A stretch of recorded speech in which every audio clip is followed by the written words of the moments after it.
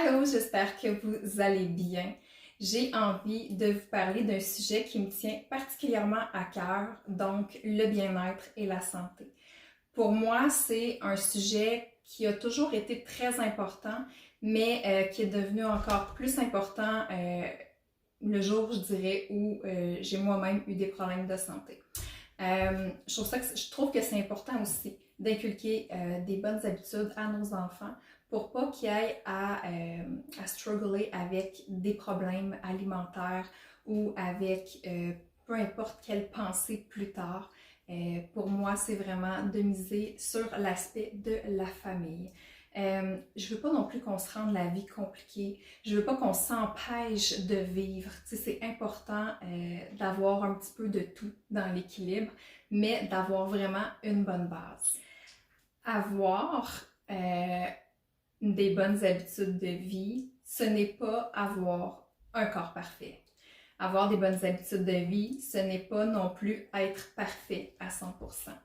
Avoir des bonnes habitudes de vie, pour moi, c'est se construire une belle routine dans laquelle on est bien et on apprécie le processus.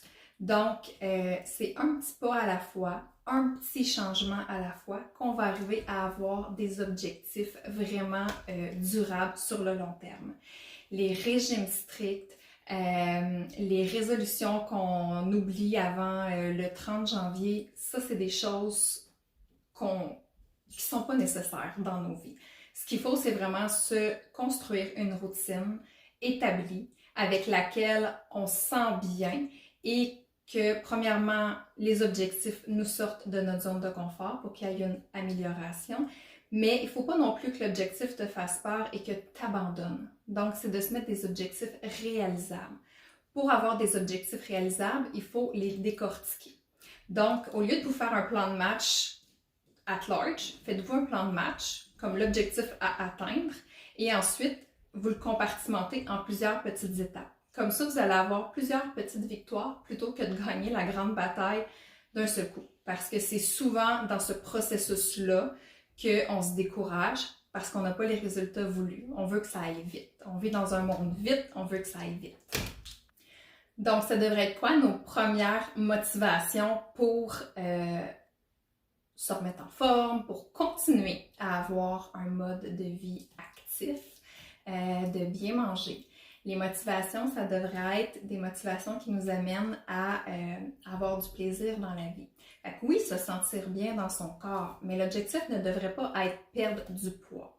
L'objectif pourrait être de rentrer dans mes anciens vêtements, hein, de pouvoir faire des activités avec mes enfants, d'avoir plus d'estime, plus de confiance en moi, de me sentir plus à l'aise avec mon conjoint, par exemple. Donc, de ne pas focusser sur un chiffre. Un chiffre, ça veut absolument rien dire. On a des femmes qui sont belles dans tous les poids, toutes les tailles, toutes les grandeurs. On ne se définit pas par un chiffre. Quels devraient être aussi les objectifs à atteindre, avoir plus d'énergie, avoir une meilleure santé globale, avoir moins de courbatures, moins de douleurs, pouvoir faire des activités, de ne pas s'empêcher de faire des activités, que ce soit seul, que ce soit en famille ou peu importe le défi que vous aimeriez vous lancer, voyager, aller faire du hiking, vraiment, là, les limites peuvent être à l'infini. Pour moi aussi, je parle souvent de plan alimentaire. Pour moi, un plan alimentaire, ce n'est pas un régime. Avoir un plan alimentaire, c'est connaître les bases de l'alimentation. Connaître on connaît tous les groupes alimentaires, mais on ne sait comme pas trop quoi faire avec ça. Quoique le nouveau guide canadien a vraiment été bien amélioré, je trouve que c'est quand même assez clair. Notre corps a besoin de fuel, il a besoin de gaz pour être capable de nous amener là où on veut. Surtout si on est rendu avec un mode de vie beaucoup plus actif, il faut y en donner. T'sais. Donc, on ne veut pas aller dans la restriction, on veut aller dans l'équilibre. On ne veut pas non plus aller dans la privation. C'est comme les enfants. T'sais, si vous leur dites tu ne manges pas de bonbons puis que tu laisses le plat de bonbons là, ils vont juste penser à ça. Fait qu'il faut vraiment... Le travail commence d'abord ici. le mindset est hyper important. Si vous pensez travailler seulement votre body, ça ne fonctionnera pas. Il faut travailler aussi votre cerveau. Le cerveau, dans le fond, a accueilli des habitudes de vie depuis que vous êtes tout petit. Des phrases qui se sont inculquées dans votre tête. L'éducation que vous avez eue, puis là je parle pas de mauvaise éducation, là, je veux dire, moi j'en avais des patterns, puis j'ai été super bien élevée, ma mère a toujours bien cuisiné, mais ça reste que c'est des chemins neuronaux qui ont été faits dans notre tête et parfois on fait juste des mauvais liens.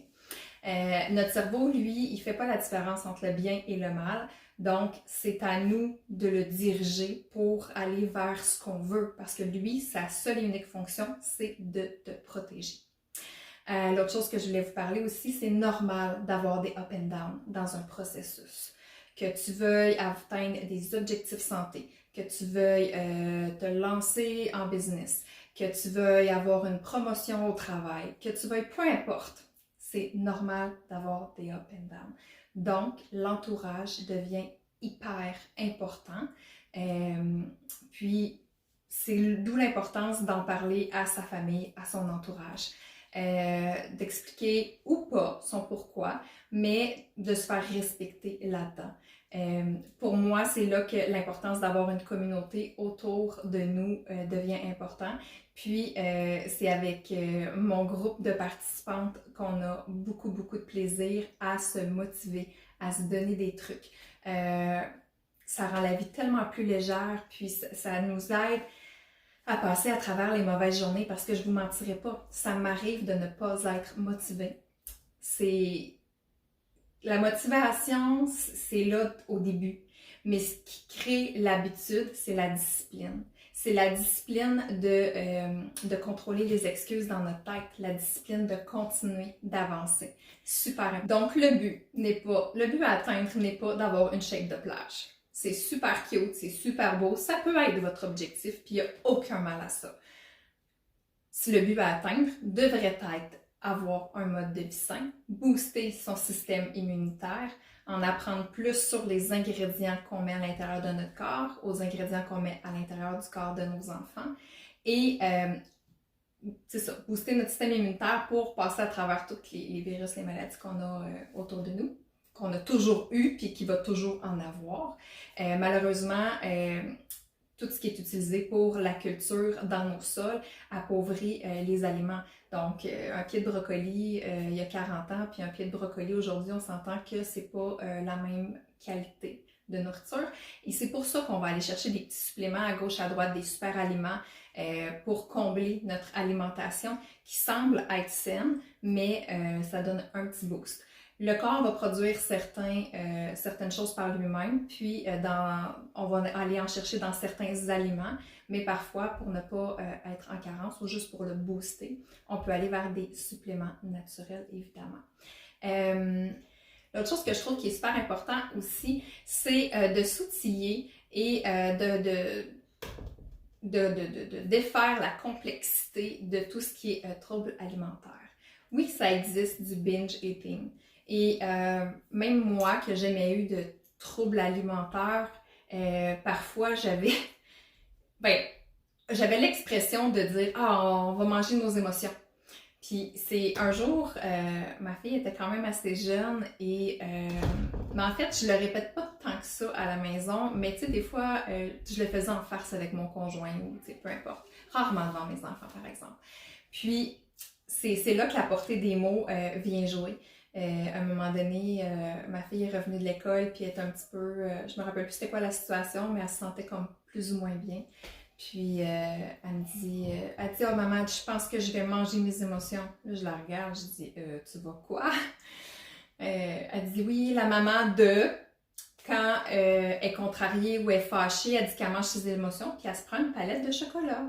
Fait que là, j'ai dit, OK, j'ai dit, est-ce que tu es contrariée? Est-ce que tu as envie de sucrer? Est-ce que tu as envie d'en parler? Parce que j'ai dit, c'est pas le chocolat qui va réparer tes émotions et tes sentiments. Tes émotions, il faut que tu les vives, puis il faut que tu réussisses à trouver des solutions pour passer au travers, tu sais. Fait que des fois, juste la portée de nos mots peut venir faire, justement, des chemins dans notre tête, qu'on appelle des chemins neuronaux. Puis, ça peut laisser des traces. L'autre chose que je voulais vous dire aussi, c'est vraiment d'y aller avec... On a beaucoup, les réseaux sociaux aujourd'hui, on a beaucoup d'exemples d'influenceurs.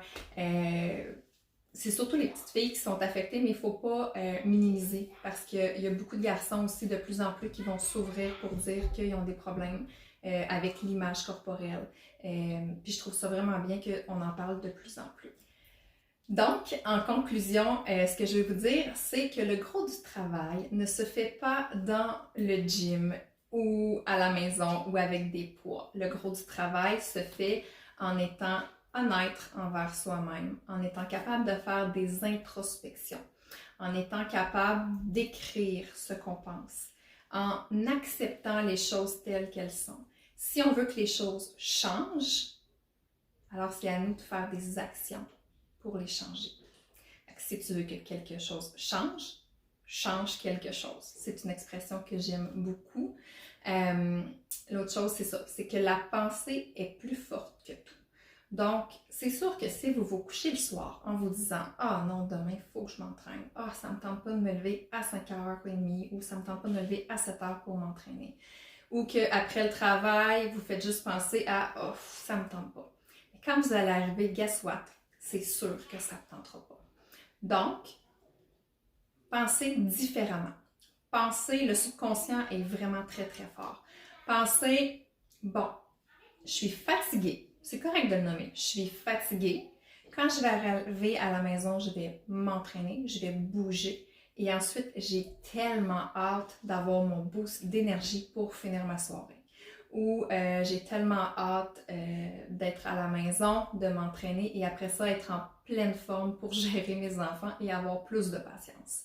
Il y en a beaucoup qui vont le faire le matin, qui vont dire « Ouf, c'est pas facile le lever du corps, mais j'ai hâte parce que après ça, maudit que ma journée va être bien partie. » Donc, vraiment de travailler ses pensées, d'accueillir ce qui est, de se parler comme si on parlait à notre meilleur ami.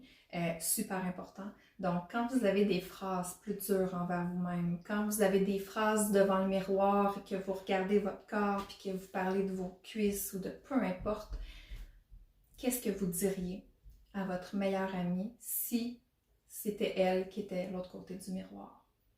Qu'est-ce que votre meilleure amie vous répondrait? Donc, pensez à ça avant d'être trop dur envers vous-même. Et si vous avez besoin de plus d'informations, n'hésitez pas à venir me voir.